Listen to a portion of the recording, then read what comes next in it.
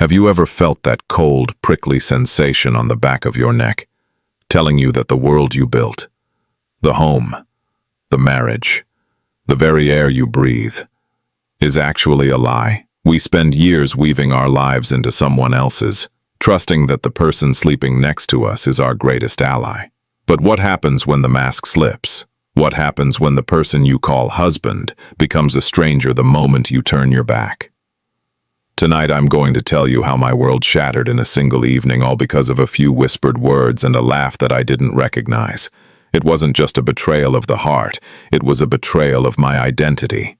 I caught him. I caught the man I loved painting a portrait of me that was unrecognizable, a monster made of his own insecurities, shared over cheap beer with men who didn't know the truth. I stood there, hidden by the shadows of our own hallway, feeling the heat rise in my chest until I couldn't breathe. And when I finally broke the silence, I didn't just speak. I screamed. I reminded him exactly who I was and what he had thrown away. This is the story of how a happy marriage became a crime scene of the soul. I remember that Friday night vividly. The rain was drumming against the windows, a rhythmic, soothing sound that usually made me feel safe. I had come home early from my shift at the hospital, hoping to surprise Mark with his favorite takeout. The house was glowing with warm light, and I could hear the muffled sounds of laughter coming from the living room. Mark had mentioned his friends were coming over for a quick catch-up, and I had planned to just slip upstairs, take a bath, and join them later. I wanted to be the cool wife, the one who didn't hover, but as I set the bags down quietly in the kitchen, a specific tone in his voice stopped me. It wasn't the voice he used with me. It wasn't the gentle, supportive husband I thought I knew. It was sharp. It was mocking. It was the voice of a man who thought he was performing for an audience. I crept closer to the cracked door of the living room. My heart was thumping so loudly in my ears, I thought they would hear it. Through the gap, I saw them. Mark was leaning back in his recliner, a bottle in his hand, surrounded by Dave, Leo, and Chris. They were leaning in, like they were listening to a juicy secret. Mark was mid-sentence, a smirk playing on his lips that made my stomach turn. He was talking about our finances, but he was twisting the facts. He told them I was draining him dry, that I was obsessed with status, and that he had to manage me like a child just to keep the lights on. It was a complete fabrication. I was the one pulling double shifts to pay off the mortgage he had nearly defaulted on before we married. I was the one who managed the spreadsheets. But there he was, making me out to be the villain of his life story, just to gain a bit of sympathy and alpha status among his peers. The betrayal felt like a physical weight. Every word he spoke was like a brick being added to a wall between us. He started talking about my personality, calling me suffocating and unstable. He joked about how he had to lie to keep the peace, because I couldn't handle the truth. The friends laughed. They patted him on the back like he was a martyr, a saint for putting up with a woman like me. I felt a coldness settle in my bones, followed by a searing, white-hot rage. I realized then that this wasn't the first time. How many nights had he sat here, in the house I worked for, tearing me down? How many people walked the streets, thinking I was a monster because of the poison he spilled? This was the investigation of my own life. I was looking at a crime of character assassination. I wasn't just his wife anymore. I was his scapegoat. I stood in that dark hallway for what felt like hours, though it was likely only minutes. I watched the man I had supported through his father's death, through his job losses, through every dark moment of his life, turn me into a punchline. The intimacy we shared, the late-night talks, the promises, it all felt like ash. I looked at the door frame, then at the shadow I cast on the floor. I had a choice. I could walk away, pack a bag, and leave silently. Or I could confront the lie. I could force him to look at the reality he was trying so hard to erase. My hand went to the door handle. It felt icy. I thought about all the times I had defended him when my own family questioned his ambition. I thought about the sacrifices I made. And then, Mark said the one thing that broke the last string of my patience. He mentioned my mother. He mocked her illness and said I used it as an excuse to be lazy at home. The door didn't just open. It slammed against the wall. The laughter in the room died instantly, replaced by a vacuum of silence, so thick you could choke on it. The four men froze. Mark's face went from a smug grin to a ghostly pale mask of terror in a fraction of a second. He dropped the bottle, the amber liquid soaking into the rug I had bought him for his birthday. I didn't care about the mess. I didn't care about the audience. I walked straight into the center of the room, my eyes locked on his. He tried to stammer, tried to find a lie that could cover the mountain of insults he'd just built, but there was nothing. The truth was out in the open, raw and bleeding. I felt my voice rise from deep within my chest, a roar that I didn't know I was capable of. "Mei la chung tao!" I screamed at him, the words tearing through the air. In that moment, the language of my heart took over. "You are my husband! You are the person who is supposed to be my sanctuary, and you sit here, in our home, fed by my work, and you spit on my name." I saw Dave and Chris look at the floor, the shame finally reaching them, but my focus was entirely on Mark. He looked small. For the first time in 10 years, I saw him for exactly what he was. A coward who needed to destroy someone else to feel big. The case was closed in my mind. The evidence was undeniable. The man I loved didn't exist. He was a character he played when he needed something from me. I stood over him, my breathing heavy, the silence of the room ringing in my ears. The rain outside seemed to get louder, as if the world was applauding the end of the facade. Mark opened his mouth to speak, to offer some pathetic excuse, but I held up a hand. I didn't want to hear another syllable of his fiction. I looked at his friends, the men who had just been laughing at my expense, and told them to leave. Now, they didn't argue. They scrambled out of the house like rats leaving a sinking ship, leaving Mark alone in the wreckage of the life he had just insulted. I looked at him, the man who was supposed to be my better half, and realized I was finally whole without him. But the night was far from over. There were secrets buried deeper than just a few insults, and I was about to dig them all up. The front door clicked shut, leaving a silence so heavy it felt like it was crushing the air out of the room. Mark sat there, still frozen in his chair, staring at the spilled beer on the rug. He didn't look like the confident storyteller he had been moments ago. He looked like a child caught with his hand in the cookie jar, but the cookie was my entire life and reputation. I stood over him, my hands trembling, not from fear but from the sheer adrenaline of the explosion. The echoes of my scream, "Mai, la chung tao," still seemed to vibrate against the walls. I had called him out in the language of my soul, a raw reminder of the sacred bond he had just trampled on. "I can explain," he finally whispered, his voice cracking. It was the classic line, wasn't it? The first page of the cheater's and the liar's handbook. I felt a bitter laugh bubble up in my throat. I walked over to the TV, snatched the remote and turned it off, plunging the room into a dim, flickering light from the hallway lamp. I wanted him to see me clearly. I wanted him to see the woman who had worked 60-hour weeks so he could pursue his passion in a startup that never actually started. "Explain what, Mark?" I asked, my voice terrifyingly calm now.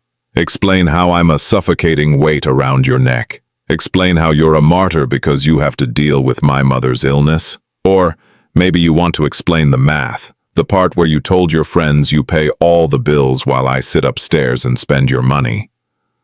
Because I have the bank statements, Mark. I have the receipts. Which version of reality are we living in tonight?" He looked up at me, and for a second, I saw a flash of the old Mark, the one who could charm his way out of anything.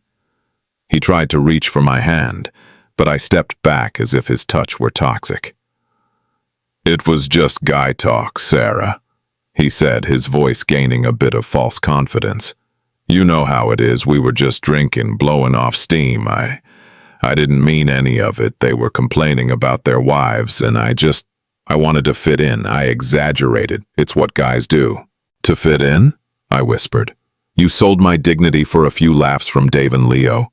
You turned my mother's suffering into a joke, so Chris would think you're a tough guy. That's not guy talk, Mark. That's a betrayal of every promise you made to me on our wedding day. You didn't just lie to them. You've been lying to me every time you kissed me today, while holding those thoughts in your head. I started pacing the room. The more I thought about it, the more things started to click into place. The late nights at the office. The way he would hide his phone when I walked in. The subtle comments he'd make about my appearance lately, disguised as concern for my health. Was this all part of a larger plan? Was he painting me as the crazy, controlling wife to his friends so that when he eventually left, he would look like the victim? It's a common tactic in the world of emotional manipulation. Create a narrative of a broken home so that when the final break happens, the world is already on your side. How long? I snapped, stopping right in front of him. How long have you been telling people I'm the problem? How many of our neighbors think I'm unstable? How many of your coworkers believe I'm draining your bank account? Mark stood up then, trying to regain some height advantage. You're overreacting, Sarah. This is exactly what I'm talking about. You take one little thing and turn it into a federal case. This is why I can't talk to you. You're always so intense. The gaslighting was starting. I could see the gears turning in his head. If he could make me feel like I was the one being unreasonable for being upset, he could win the argument. But I wasn't that girl anymore. I wasn't the girl who would apologize for having feelings. I looked at him, really looked at him, and I realized I didn't recognize the man standing in front of me. This wasn't the man I married, or maybe, more terrifyingly, this was the man I married, and I had just spent 5 years ignoring the warning signs. I walked over to the small desk in the corner of the living room, the one where he supposedly did his consulting work. I saw his laptop sitting there, the screen still glowing. Earlier, I wouldn't have dreamt of looking through it. I believed in privacy. I believed in trust. But trust was a luxury for people who weren't being stabbed in the back. I reached for the laptop, and Mark lunged for it. "Don't!" he shouted, his voice reaching a pitch I'd never heard before. It was a note of pure, unadulterated panic. That panic told me everything I needed to know. This wasn't just about guy talk and making jokes with friends. There was something on that computer, or in his digital life, that was far worse than a few insults. He grabbed my wrist, his grip a little too tight, and for the first time in our relationship, I felt a flicker of genuine physical fear. But that fear was quickly replaced by a cold, hard determination. "Let go of me," I said, my voice like ice. "If you don't let go of my wrist right now, I'm calling the police, and then I'll tell them exactly why I'm calling." He let go, his chest heaving. He looked defeated, but also like a cornered animal. I stood between him and the laptop, the rain still pouring outside, the house feeling like a pressure cooker about to explode. I realized that my husband wasn't just talking bad about me to his friends. He was living a double life. And the bad wife story was just the cover-up for something much, much darker.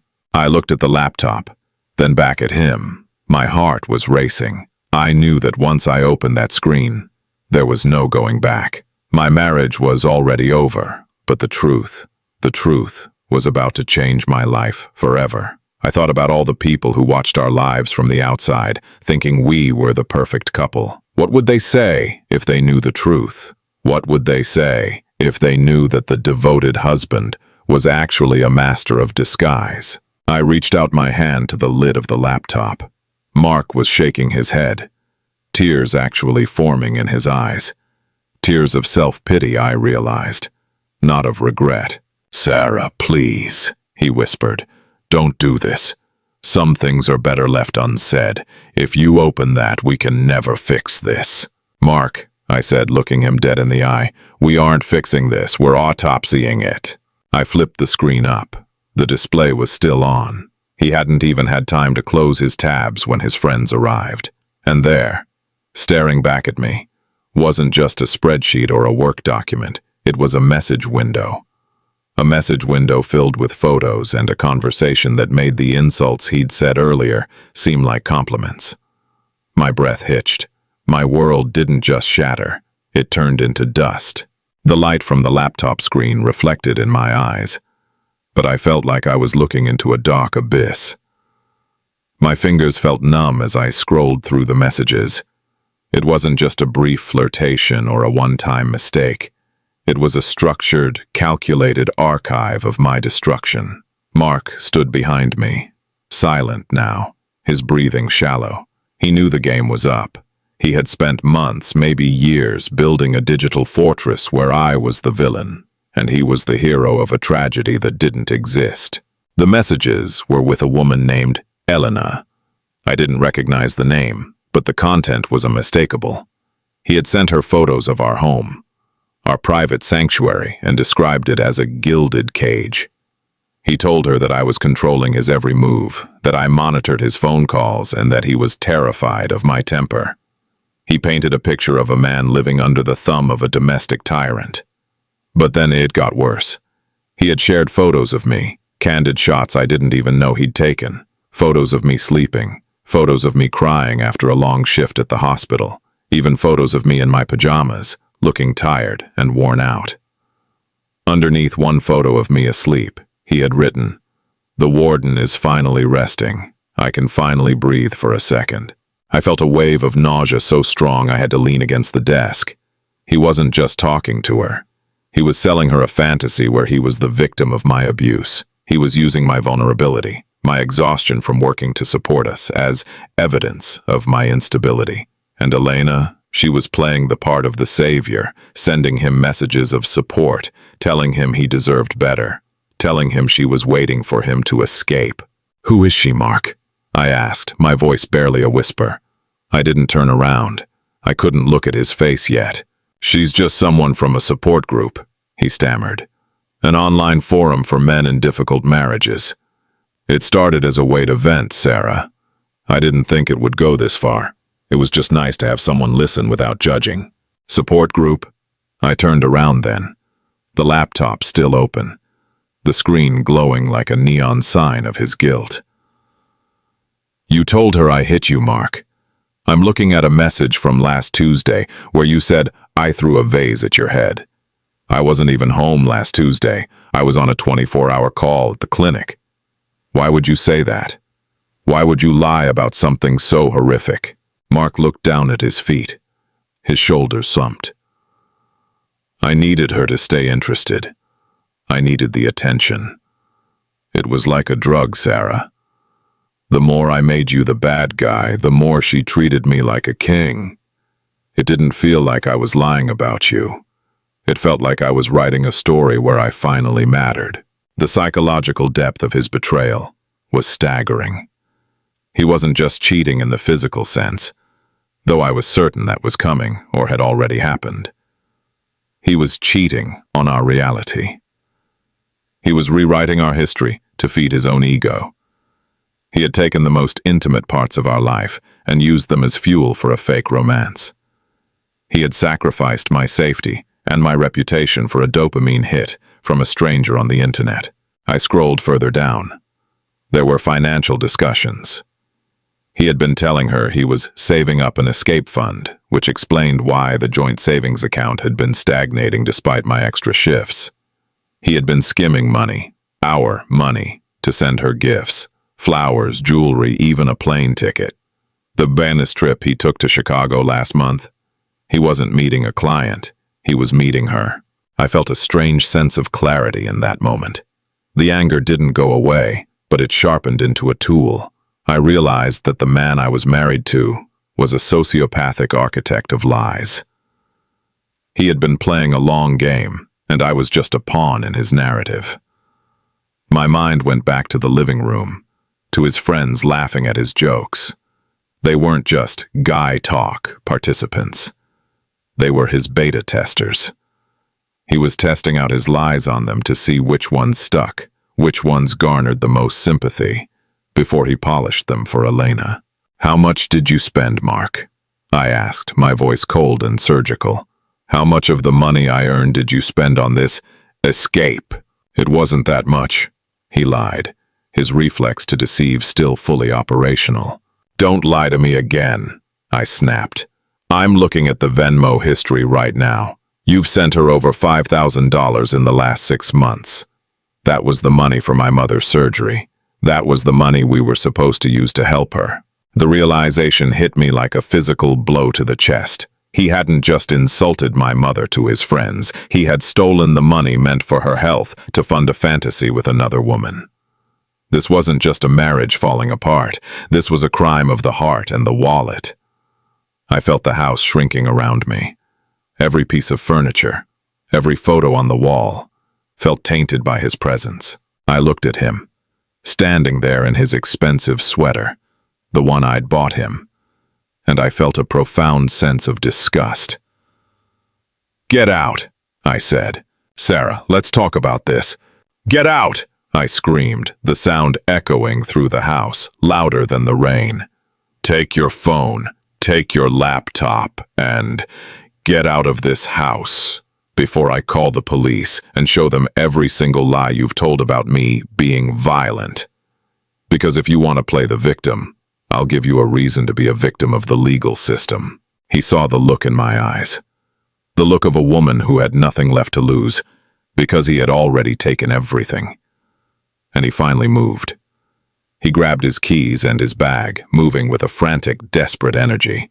He didn't look back. He ran out into the rain, his car tires screeching as he pulled out of the driveway. I stood in the middle of the kitchen, surrounded by the smell of the takeout food I'd bought to surprise him. The silence was deafening. I was alone in a house built on lies, with a bank account that had been bled dry and a reputation that had been dragged through the mud. But for the first time in years, I could breathe.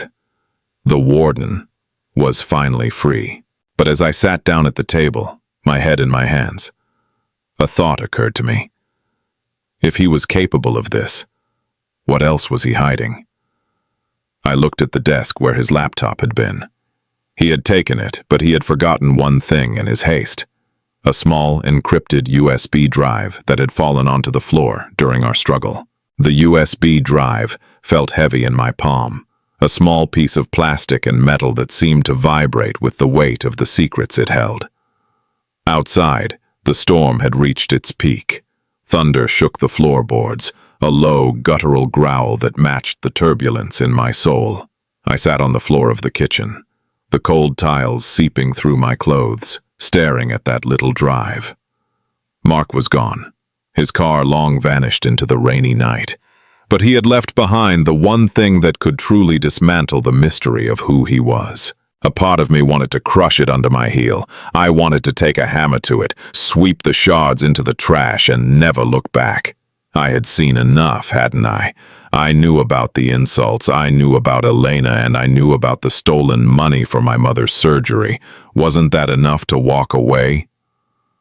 But there was a nagging voice in the back of my mind, the voice of a woman who had been gaslighted for years. That voice needed to know the full extent of the rot. I needed to know if I was just a victim of a cheating husband, or if I was part of something much more sinister. I stood up, my legs feeling like lead, and walked over to my own computer. My hands shook as I inserted the drive. The click of the USB port sounded like a gunshot in the quiet house. A window popped up on the screen, asking for a password. I closed my eyes and leaned back. What would a narcissist like Mark use as a password? I tried our wedding date. Incorrect. I tried his birthday. Incorrect. I tried Elena. Incorrect. Then, I remembered the way he talked to his friends tonight, the way he looked down on everyone, as if he were the smartest man in the room playing a game of chess while we were all playing checkers. I typed in one word: mastermind. The folder opened. I didn't see love letters or photos of another woman. Instead, the screen filled with organized folders labeled with years and names. There were names of companies he had worked for, names of neighbors, and even names of his own family members. I clicked on the folder labeled with my name. Inside were subfolders: financials, weaknesses, medical, and timeline.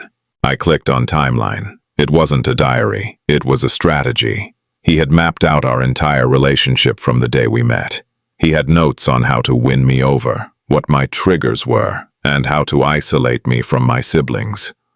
One note from 3 years ago read, "Sarah is getting too close to her sister. Mention the sister's drinking problem again to create doubt. Sarah needs to rely only on me for emotional stability." I felt a chill that had nothing to do with the rain. This wasn't just a man who made a mistake. This was a man who had engineered my loneliness. He had systematically cut the threads of my support system so that when he decided to ruin me, I would have no one to turn to. He had planted seeds of doubt about my own family in my head, making me believe they were the ones who were toxic, when all along, he was the poison in the well. I opened the financials folder. My breath stopped. It wasn't just the $5,000 for my mother's surgery. There were records of credit cards I didn't know existed, taken out in my name. There were loans, massive loans, signed with a forgery of my signature. He hadn't just been spending our savings. He had been burying me in a mountain of debt that I didn't even know was there. He was preparing to leave, and his plan was to leave me not just heartbroken, but legally and financially destroyed. The victim narrative he told his friends and Elena wasn't just for ego. It was a legal strategy. If he could prove I was unstable and abusive, he could argue in a divorce court that he shouldn't be responsible for any of the debts. He was setting the stage for a total wipeout. I looked at the files for his other friends. Dave, Chris, Leo. He had folders on them too. He had dirt on all of them. No wonder they laughed at his jokes and nodded at his lies. He wasn't their friend. He was their blackmailer. He kept them close so he could use them as witnesses to his fake life. I felt like I was waking up from a long, drugged sleep. The man I had shared my bed with was a predator who viewed people as resources to be mined. Every "I love you" was a tactical move. Every "I'm sorry" was a way to keep me in line. I looked at the clock. It was 2:00 a.m. Mark would likely go to a hotel or to Elena's, thinking he had escaped with the most important evidence. He didn't realize he had dropped the keys to his kingdom on my kitchen floor. I started downloading everything, every document, every forged signature, every cold-blooded note about my weaknesses. I felt a strange, icy calm take over. The woman who screamed, "Moi la chung tao," was gone. In her place was a woman who was going to make sure that Mark never had the chance to destroy anyone else.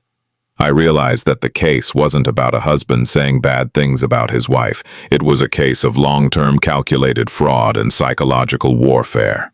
But then, I found a folder at the very bottom of the list. It was simply labeled, "The End." I hesitated. My mouse hovered over the icon.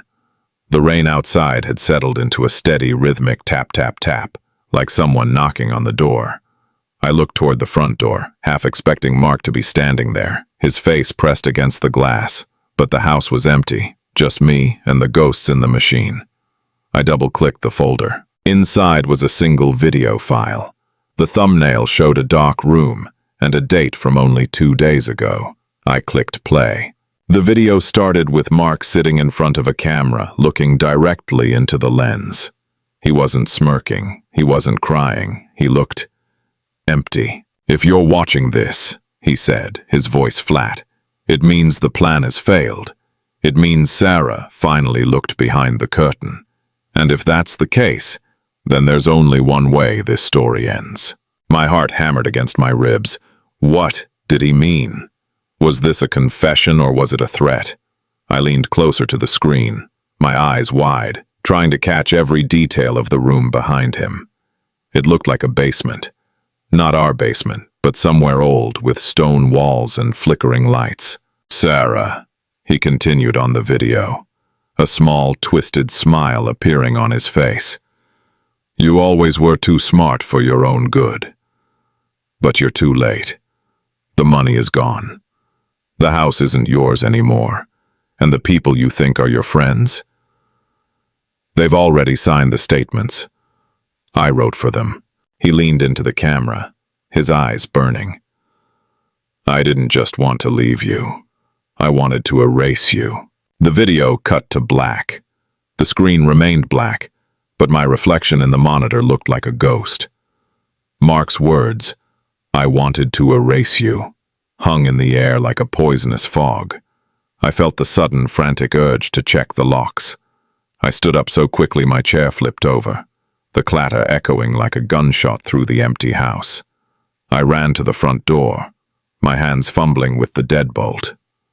Locked. I ran to the back door, the sliding glass one that led to the garden. Locked, but as I stood there, looking out into the rain-slicked yard, I realized that locks only work if the threat is on the outside. Mark had lived inside these walls for 5 years. He knew every creak in the floorboards, every loose window pane, and apparently every loophole in the law. I returned to the computer, my heart still racing. I had to know what he meant about the house. I opened the financials folder again and began a deep dive into the documents I had ignored earlier. My eyes blurred as I read through legal jargon and bank headers. And then I found it, a deed of transfer. He had used the power of attorney I'd signed 3 years ago, when I was undergoing surgery, and trusted him to handle things if I couldn't, to transfer the title of the house to a shell company called Apex Management. I looked up the company on my phone. The registered agent? Mark's brother, a man I hadn't seen in years because Mark claimed he was toxic. It was a setup. They had moved the house out of my reach months ago. Legally, I was a guest in my own home. My mind reeled. If he could do this with the house, what had he done with my professional life? I went back to the USB drive and searched for my name again. This time, I found a folder labeled Professional Sabotage. Inside were drafts of emails addressed to the medical board, written from anonymous accounts. They contained fabricated complaints about my impairment on the job, alleging that I was showing up to shifts under the influence of prescription meds. Meds Mark had been subtly suggesting I take for my stress. He had been building a case to have my license revoked. The depth of the malice was breathtaking. This wasn't just a husband who didn't love me anymore. This was a man who wanted to witness my total annihilation. He wanted me homeless, jobless, and disgraced. And the worst part, he had used my own love for him as the weapon. He knew I wouldn't question the vitamins he gave me or the documents he asked me to sign for our future. Suddenly, the power flickered. The lights dimmed, then surged, then went out completely. The house plunged into total darkness. The only light came from the laptop battery, casting a pale, blue glow on the walls. I sat, frozen. Was it the storm? Or was Mark nearby, cutting the lines? My breath came in short, jagged gasps. I reached for my phone, but the screen was dead. I'd forgotten to charge it during the chaos. Creak. The sound came from the floorboards directly above me, in the master bedroom. My blood turned to ice. I was supposed to be alone. Mark had driven away. I heard the car. But then I remembered the video. That basement. He had been filming inside a house with stone walls. Our house didn't have a stone basement, but the old tool shed in the far corner of the property did. He hadn't left.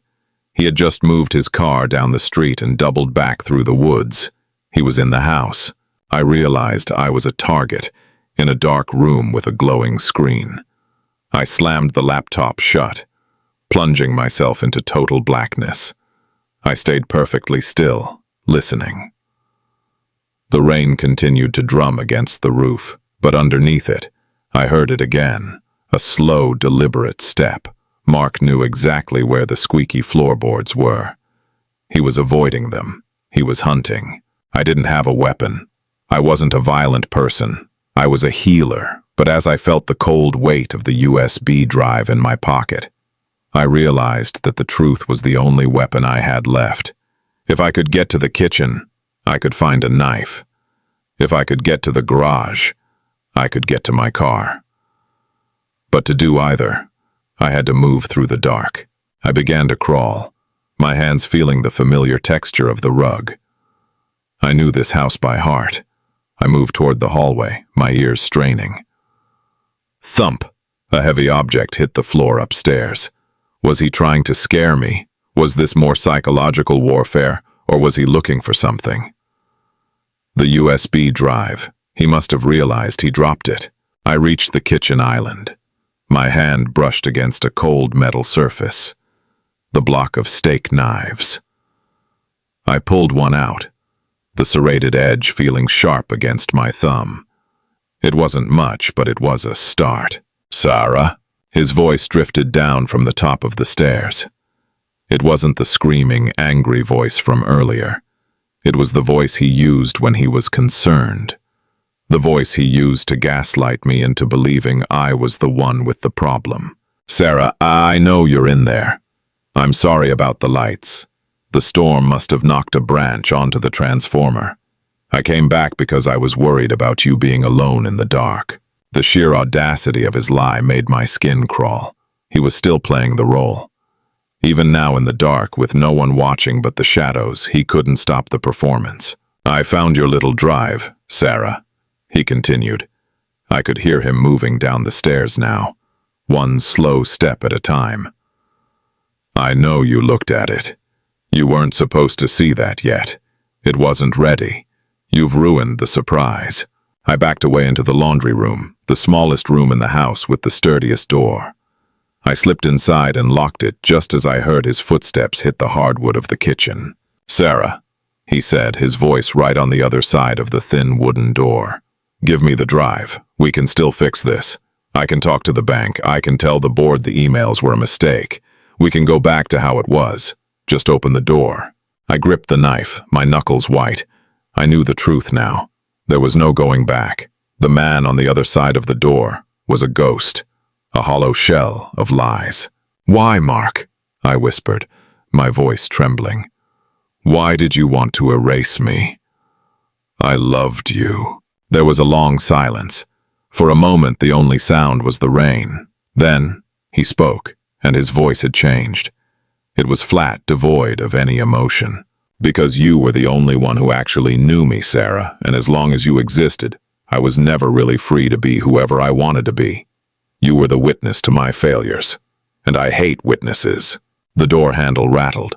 Slowly at first, then violently, he began to kick the door, the wood splintering with every blow. I'm trapped in the laundry room with a steak knife and a USB drive that proves my husband is a monster. He's about to break through the door. "What would you do? Would you fight, or is there another way out? Do you think Mark is acting alone, or is someone else waiting in the rain for him to finish the job?" The laundry room felt like a coffin. Every time Mark's shoulder hit the door, the frame groaned and dust drifted down from the ceiling like gray snow. I looked around the tiny space, the washing machine, the dryer, the shelves of detergent, and a small, high window that led to the side yard. It was too small for me to squeeze through quickly, especially with him right outside. I had seconds, maybe a minute, before the wood gave way. "Sarah, don't make this harder than it has to be," Mark yelled. The concerned husband persona was gone now. This was the voice of a man who had lost his grip on a carefully constructed lie. "You think that drive is your ticket out? Nobody will believe you. To the world, you're the unstable wife who had a breakdown. I've spent 3 years making sure of that." I realized then that he was right about one thing. If this stayed between us, I would lose. In a he said, she said battle, he had already rigged the jury. I needed a bigger audience. I looked at the dryer. On top of it sat my old tablet, the one I used for looking up laundry tips or playing music while I cleaned. I grabbed it, praying there was a sliver of battery left. I pressed the power button. A faint red sliver appeared. 3%. It had automatically connected to the neighbor's Wi-Fi. A weak signal, but it was there. I didn't call the police. In my experience, by the time they arrived, stories could be changed and bruises could be hidden.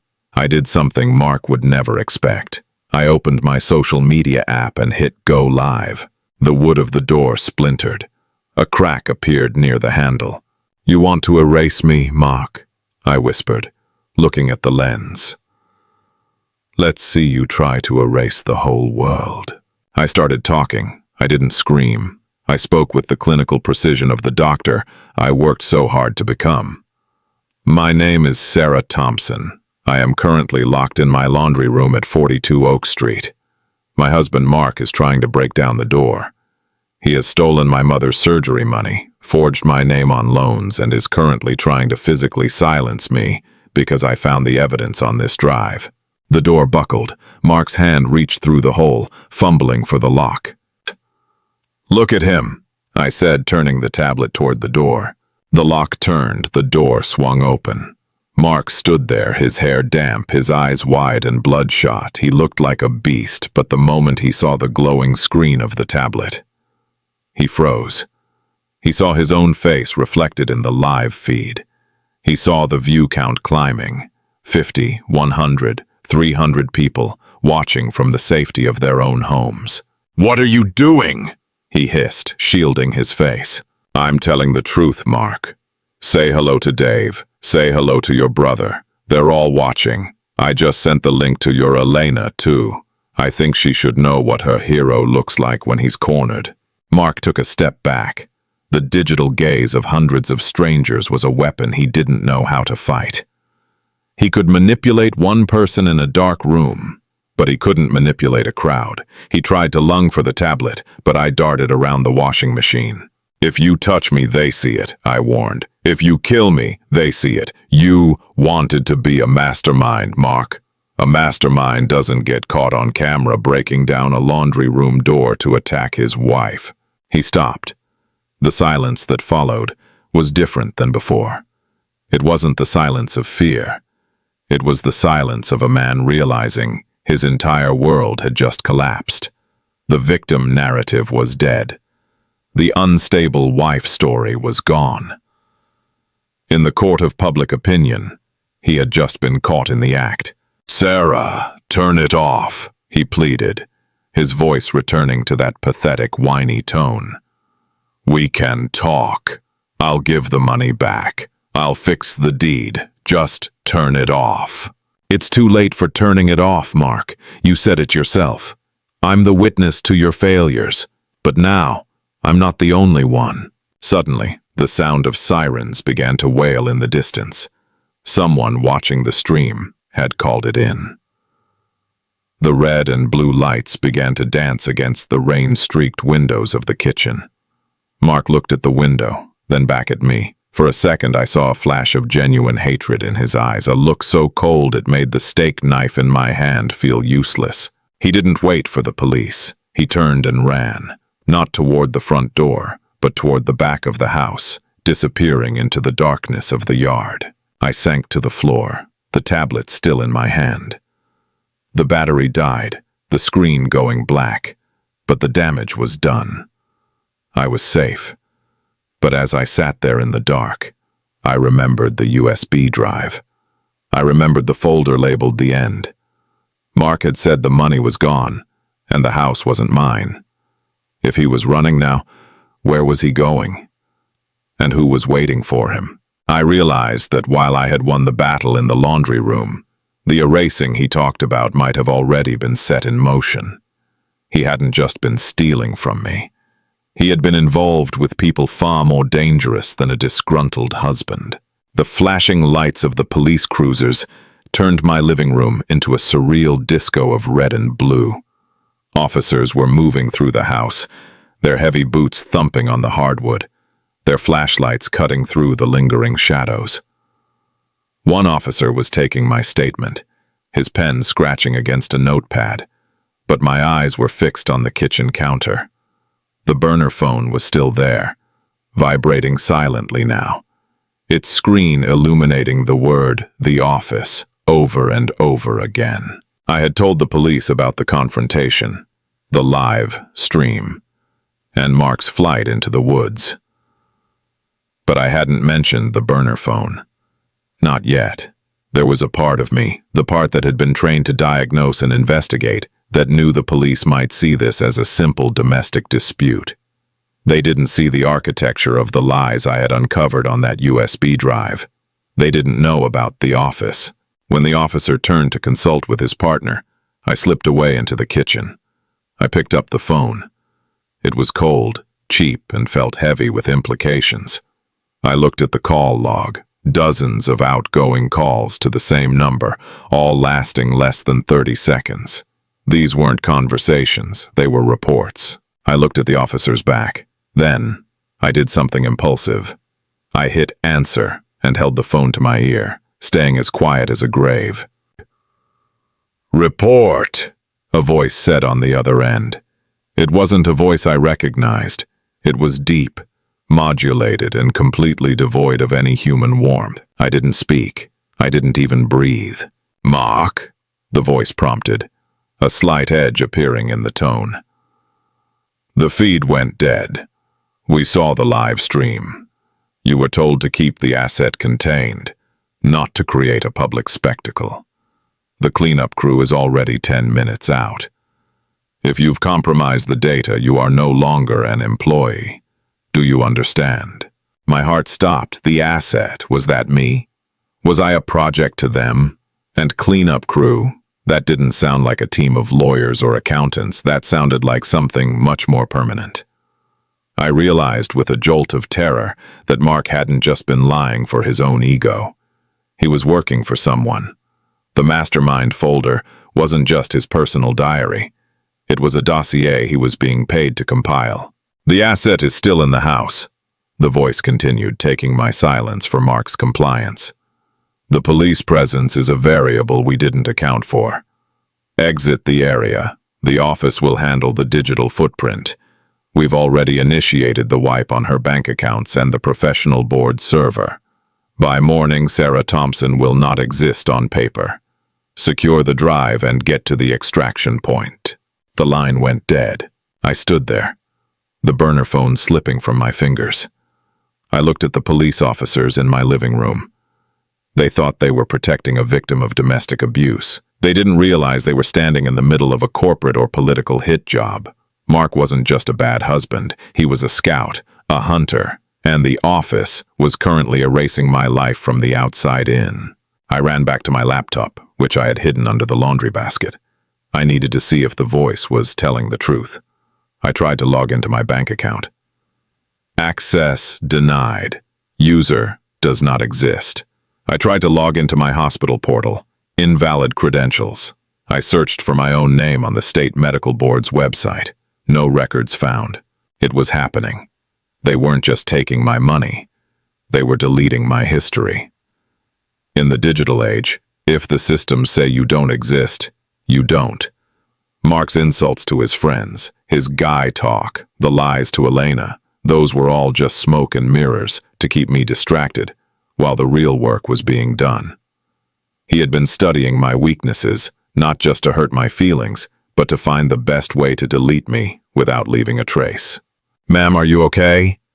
The officer was standing in the doorway, looking at me with concern. "I need to leave," I said, my voice shaking. "I'm not safe here. The police—" "You can't stay here all night, can you?" "We'll have a car patrol the area, ma'am, but we can't station someone inside once the scene is processed. We recommend a hotel." "A hotel?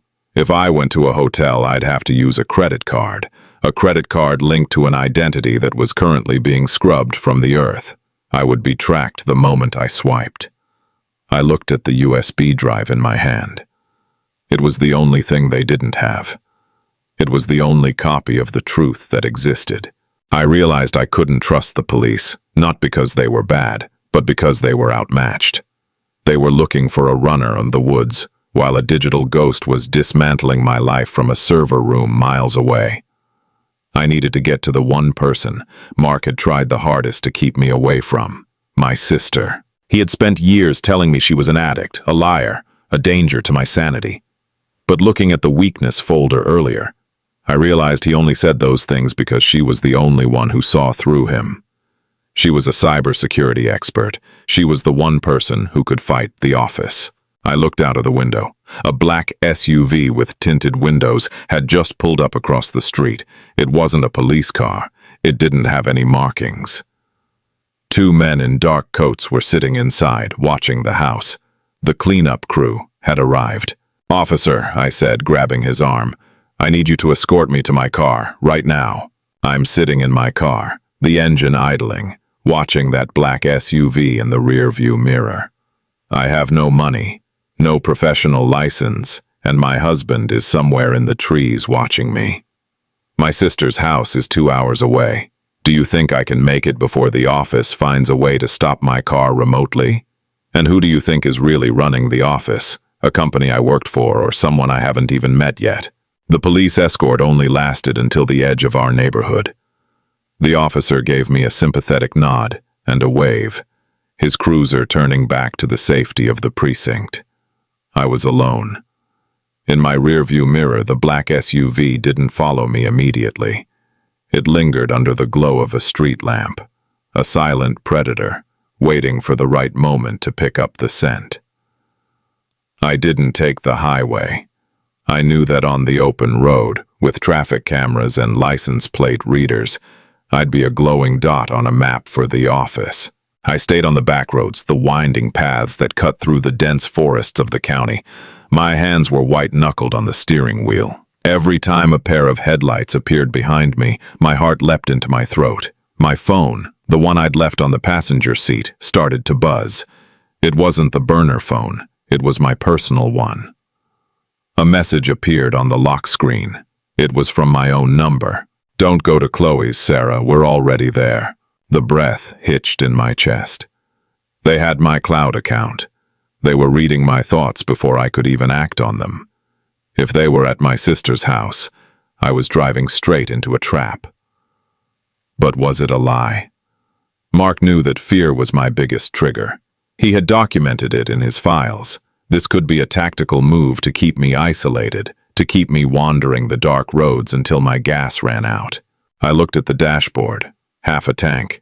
I had maybe 3 hours of freedom left. I pulled over into a darkened gas station, the kind that looked like it hadn't been updated since the 90s. I needed to think like a ghost. If Mark had spent 3 years studying my patterns, I had to do the one thing I never did. I had to be unpredictable. I walked into the station, the bell above the door, ringing with a lonely chime. I used the last of the cash in my purse to buy a cheap pair of sunglasses, a baseball cap, and a heavy hoodie. I went into the restroom, looked at the woman in the mirror, the doctor, the wife, the victim, and I took a pair of surgical scissors from my first aid kit. I cut my hair. I hacked away the long, dark locks that Mark used to say he loved, leaving a jagged, short mess that I hid under the cap. When I walked out, I wasn't Sarah Thompson anymore. I was a shadow. As I walked back to my car, I noticed a silver sedan parked at the far pump. A woman was inside, cleaning her windshield. I saw my chance. I walked up to her, putting on my best distressed traveler face. "I'm so sorry to bother you," I said, my voice shaking. "My car just broke down, and I'm trying to get to the hospital. My sister is in labor. Could I pay you $50 to switch cars with me for the night?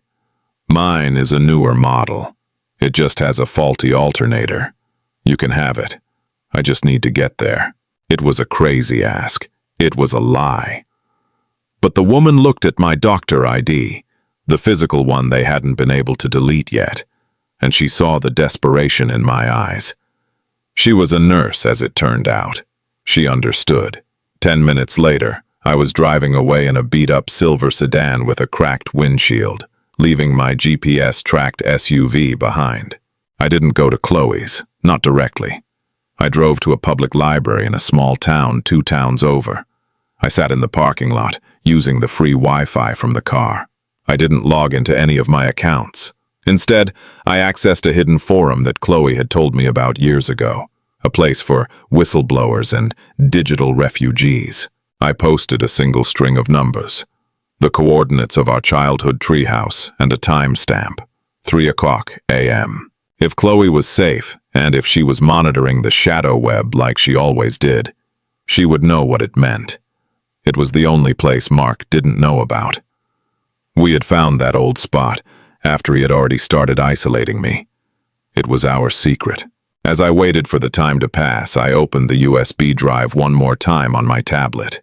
I looked into a folder I hadn't seen before, hidden deep within the medical files. It wasn't about me. It was about a pharmaceutical trial. Mark's startup wasn't a tech company. It was a front for a clinical trial that had gone wrong, terribly wrong. People had died, and the company, the office, had used Mark to find a scapegoat. They needed someone with a medical background, someone whose reputation they could destroy, so that when the lawsuit hit, they could blame the unstable lead researcher. They had chosen me. Mark hadn't just married me. He had recruited me to be the fall girl for a multi-million-dollar corporate crime. The guy talk with his friends. He was making sure there were witnesses to my erratic behavior during the exact months the trial data was being faked. Every insult, every lie was a nail in my professional coffin. Suddenly, a car pulled into the library parking lot. It was a black SUV. My heart stopped. How? I had switched cars. I had stayed off the grid. I looked at the USB drive glowing in the dark. The drive. It had a physical tracker inside it. The door of the SUV opened, and a man stepped out. It wasn't Mark. It was one of the men from the cleanup crew. He held a tablet in his hand, his eyes locked on my silver sedan. He began to walk toward me, slow and steady, reaching into his coat for something. I shifted the car into reverse, my tires screaming. I didn't look back. I sped out of the parking lot, the black SUV following close behind. We were playing a game of high-stakes tag on the narrow midnight roads. I knew I couldn't outrun them forever. I needed a miracle. I reached the woods near our childhood home. I ditched the silver sedan in a ditch and ran into the trees, the branches tearing at my clothes. I could hear them behind me, the heavy crunch of boots on leaves. I reached the old oak tree, the one with the hidden ladder. I climbed, my lungs burning, until I reached the small wooden platform. I huddled in the corner, clutching the USB drive. The footsteps stopped at the base of the tree. "Sarah," a voice whispered from below. It was Mark. "I know you're up there," he said, his voice sounding hollow in the forest air. "The office doesn't want the drive anymore, Sarah. They just want the witness. If you give me the drive, I can tell them you're dead. I can let you run. It's the last thing I can do for you." Do you think Mark is telling the truth? Is he trying to save me in some twisted way? Or is he just trying to get the evidence back so the office can finish me off? I can see the light of his flashlight coming up the ladder. Should I jump or should I face him? The wooden floorboards of the treehouse, rotting from years of neglect, creaked under my weight. I could hear the rhythmic clack, clack, clack of Mark's boots on the makeshift ladder. Every step he took was a heartbeat closer to my end. The flashlight beam cut through the gaps in the floor, sweeping across the dark ceiling like a searchlight. He sounded calm, almost tired, as if the act of destroying my life had finally exhausted him. "Sarah, think about it," he said, his voice closer now, just inches below the trapdoor. "You're a doctor. You know how systems work. Once the heart stops, the body follows. Your digital heart is already dead. You have no money, no career, no identity left. Even if you walk away with that drive, who will you be? A ghost? A fugitive?" I gripped the serrated steak knife in one hand and the USB drive in the other. He was trying to use the logic he had used for years, the psychological cage he had built for me. He wanted me to believe that I was nothing without the life he had just stolen. But he was wrong. For the first time, I wasn't Sarah the wife or Sarah the doctor. I was Sarah, the survivor. "I'd rather be a ghost than a puppet, Mark," I shouted, my voice cracking the stillness of the woods. The flashlight beam hit my face as his head emerged through the trapdoor. He looked older, more haggard. The cool, confident husband was gone, replaced by a man who looked like he had seen the devil and realized they were related. He didn't have a gun. He held out his hand, palm up, a silent plea for the drive. "They won't stop, Sarah," he whispered. "The office. They have people in the police department, in the banks. If you give me the drive, I can trigger the final protocol. I can wipe the servers from the inside and give us both a head start. It's the only way we both survive the night." We. I spat the word out like a curse. There is no we. You spent 3 years planning my funeral while you slept in my bed. You talked about me, like I was trash to your friends just to keep your cover. You stole my mother's chance at life. Mark's face tightened. I did what I had to do to survive. I was in debt to people you can't even imagine before I met you. They gave me a choice, find them a scapegoat, or become the body in the river. I chose you because you were strong. I thought you could handle it. The narcissism was staggering. He had framed his betrayal as a compliment to my strength. As he reached for the edge of the floor to pull himself up, I saw a shadow move in the trees behind him. A red laser dot appeared on Mark's shoulder, then moved to the center of his chest. The cleanup crew wasn't waiting for him to negotiate. They were done with both of us. "Mark, get down!" I screamed. Thwip! The sound of a suppressed rifle echoed through the trees. Mark's eyes went wide. He didn't fall immediately. He slumped forward, his weight pinning the trapdoor shut. Blood began to seep into the wood. I scrambled back, my heart hammering against my ribs. They were shooting at us. "Target secured!" A voice crackled from a radio somewhere in the dark below. "Moving in to retrieve the drive." I realized I was in a death trap. The treehouse was high up, but it offered no protection against professionals. I looked at Mark. He was still breathing, gasping for air, clutching the edge of the floor. In his final moments of consciousness, he looked at me, and for the first time in years, I saw something that wasn't a lie. It was terror. The phone!" he wheezed, pointing to his pocket. "The burner. It has a broadcast kill switch, code 0909. He went limp. The man who had spent years trying to erase me had just been erased himself by the very people he served. I didn't have time to mourn. I reached into his pocket and grabbed the burner phone, just as I heard the first man begin to climb the tree. I had seconds. I looked at the burner phone. Code 0909. I punched it in. The screen changed to a bright, flashing red. Upload and destroy.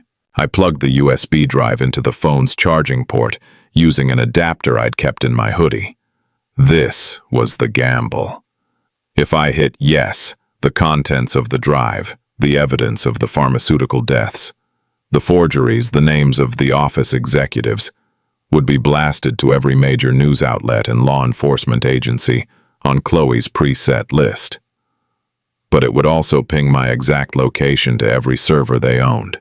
I looked at the trapdoor. It was vibrating. Someone was pushing Mark's body aside. I hit the button.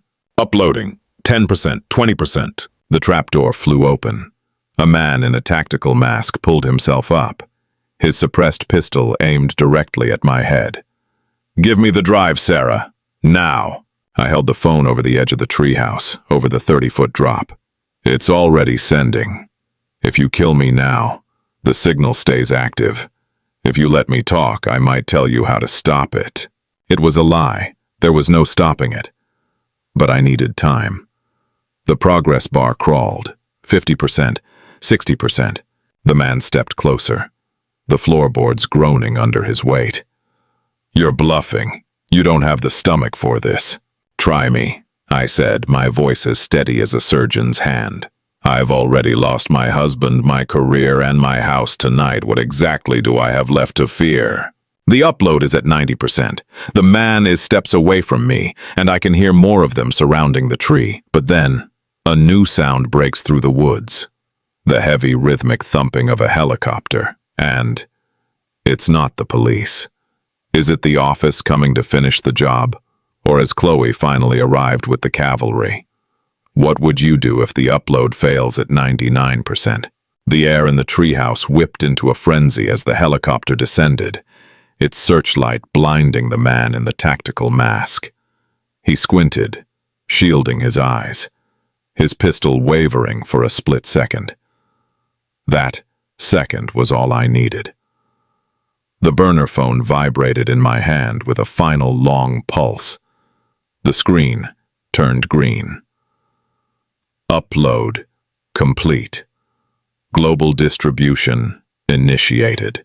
"It's over," I whispered, the sound lost in the roar of the rotors. The man didn't fire. He looked at the phone, then at the sky, and realized the game had changed. This wasn't a cleanup anymore. It was a crime scene, witnessed by the world. Dark figures rappelled from the helicopter, not men in masks, but federal agents in vests marked FBI. Chloe had done more than just find my message. She had tracked the digital signature of the office back to its source and brought the hammer down. The tactical man tried to retreat, but the treehouse was surrounded. Within minutes, the woods were crawling with light and authority. I sat in the corner, my back against the rough bark of the oak, watching as they moved Mark's body. I felt a strange, hollow coldness.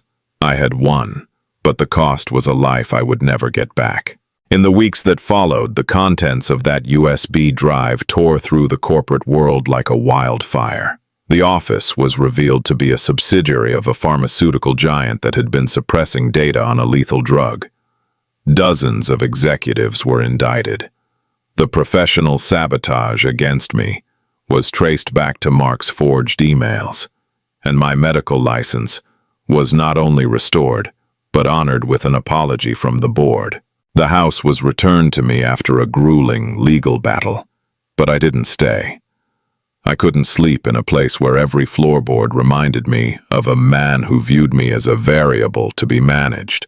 I sold it and used the money to finally get my mother the surgery she needed.